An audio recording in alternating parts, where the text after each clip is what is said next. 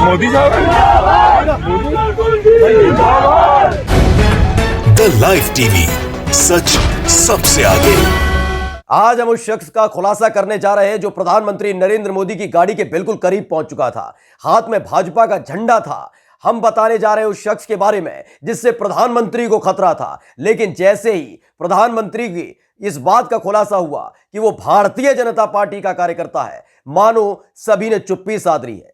सरकारी एजेंसी जो सुरक्षा में लगी रहती हैं, प्रधानमंत्री की सुरक्षा में लगी रहती हैं, वो सब शांत पड़ गई हैं।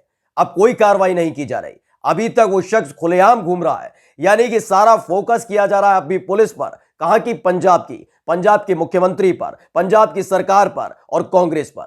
लेकिन जिस शख्स ने बिल्कुल करीब जाकर, प्रधानमंत्री नरेंद्र मोदी के बिल्कुल करीब जाकर भारतीय जनता पार्टी का झंडा लहरा दिया था, जिसने प्रधानमंत्री नरेंद्र मोदी जिंदाबाद के नारे लगाए थे और जिसको देखकर प्रधानमंत्री ने यह कह दिया था एयरपोर्ट पर कि अपने मुख्यमंत्री से कहना कि मैं जिंदा भटिंडा एयरपोर्ट पहुंच चुका हूं, उस शख्स की अब गिरफ्तारी नहीं की जा रही।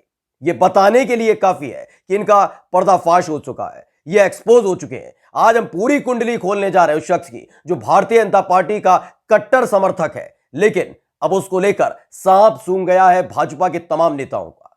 नमस्कार, मैं हूं प्रज्वल गौतम और आप देख रहे हैं द लाइव टीवी।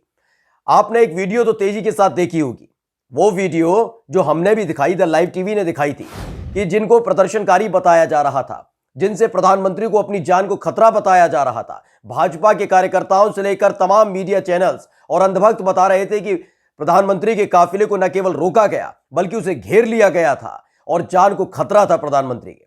वो वीडियो हमने दिखाई थी, आपको दिखाया था कि किस तरीके से जिन्हें प्रदर्शनकारी बताया जा रहा है वो प्रदर्शनकारी नहीं बल्कि खुद भाजपा के कार्यकर्ता थे। एक कार्यकर्ता जिसके नेतृत्व में तमाम लोग आ गए थे, हाथ में भाजपा का झंडा था। अपनी ही पार्टी के झंडे को देखकर डर और सहम गए थे प्रधानमंत्री। जिंदाबाद के नारे लगाए जा रहे थे प्रधानमंत्री नरेंद्र मोदी के नाम के, उसे सुनकर डर गए थे प्रधानमंत्री।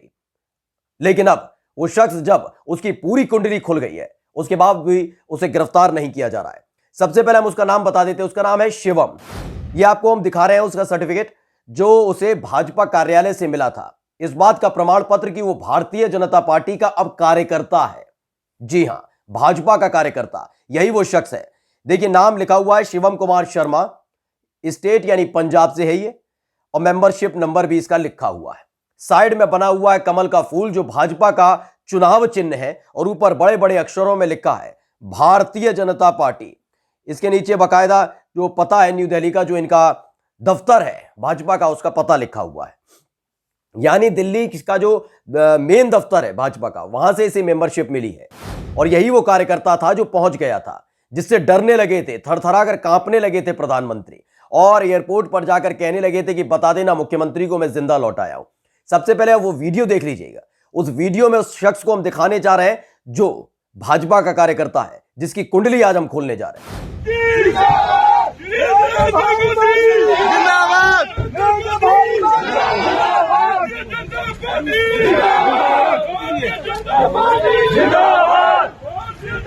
मोदी साहब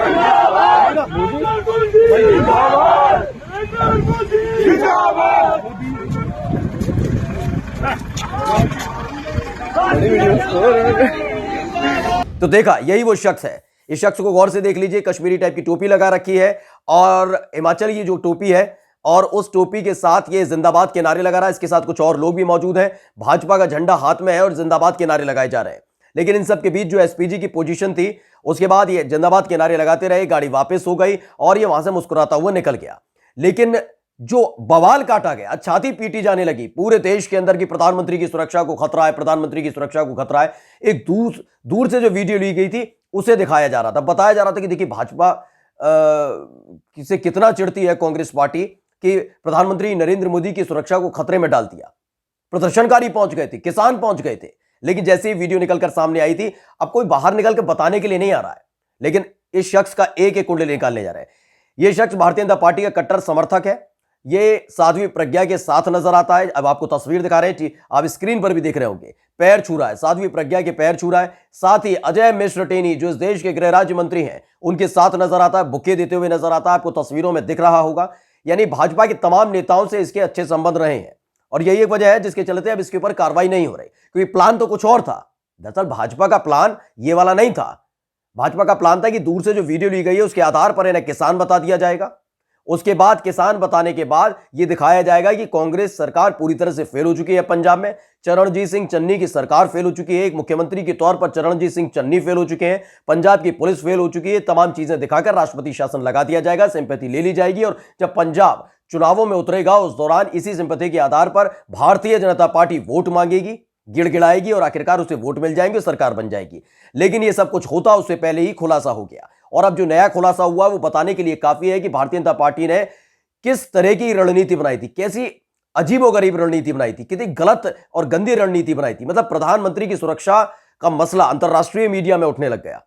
प्रधानमंत्री की सुरक्षा का मसला है, भारत के प्रधानमंत्री की सुरक्षा का मसला अंतरराष्ट्रीय मीडिया में उठ रहा है।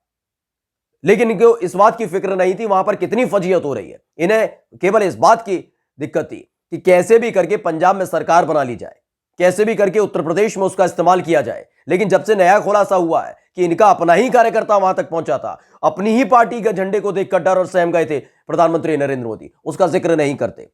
दरअसल सुरेंद्र राजपूत हैं कांग्रेस के प्रवक्ता, उन्होंने लिखा है प्रधानमंत्री श्री मोदी जी की सुरक्षा को खतरे में डालने वाले कथित आतंकवादी, नाम, पते और भाजपा की मेंबरशिप समेत किस बात की देर है। पंजाब पुलिस मोर बना दीजिए, पाकिस्तान कनेक्शन का भी पता लगाइए, साजिश की जड़ तक जाइए, पीएम सुरक्षा का मामला है। यह बात इसलिए लिखी गई है, तमाम बातें कही गई, मीडिया में आपने सुना भी होगा कि पाकिस्तान की दूरी वहां से 10 किलोमीटर 15 किलोमीटर दूर है, ऐसे में प्रधानमंत्री की सुरक्षा कैसे खतरे में डल गई, ये तमाम तरह की आतंकी साजिश हो सकती थी, तमाम बातें कही जा रही थी और यही मुद्दा उठाया गया है। अगर ऐसा है तो इसे पकड़िए, इसे अच्छे से तोड़िए, कुटाई करिए। हमारे प्रधानमंत्री की सुरक्षा में चूक करने का यह मसला है, सेंध करने का मसला है। इस शख्स की हिम्मत कैसे हो गई?